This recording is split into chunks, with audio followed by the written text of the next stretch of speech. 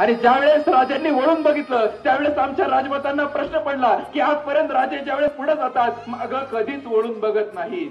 ही पहिली वेळ आहे की राजा जात असताना थांबतात आणि मागं वळून बघतात. आणि म्हणून जिजाऊ आमच्या आऊसाहेब राजांना विचारतात की राजा तुमचे पावलं आज का अडखळतायत, राजा तुम्ही पुढे का जात नाहीत, आज का वळून बघतायत. त्यावेळेस आमचे शिवाजी महाराज सांगतात की आऊसाहेब मला मरण्याची भीती नाही, पण मला माहितीये गनिम आता मोठा आहे.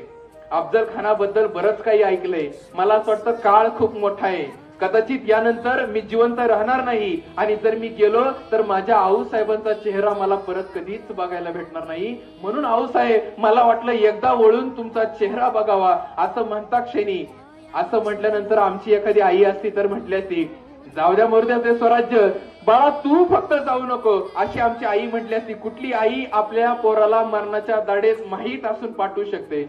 एकही आई त्या ठिकाणी हे काळीज दाखवणार नाही. पण त्यावेळेस आमच्या आऊसाहेबांचे शब्द होते की राजा तुम्ही जर या स्वराज्यासाठी गेलात, राजा तुम्ही या स्वराज्यासाठी जर स्वतःला खर्ची केलं तर त्या ठिकाणी मी शंभू बाळाला, त्यावेळेस संभाजी महाराज लहान होते, मी शंभू बाळाला गादीवर बसवेल आणि तुमच्या हातातली तलवार मी स्वतः घेऊन त्या ठिकाणी स्वराज्याचं माझं स्वप्न पूर्ण करेल. अशी म्हणणारी जिजाऊ याच महाराष्ट्रात जन्म घेतला.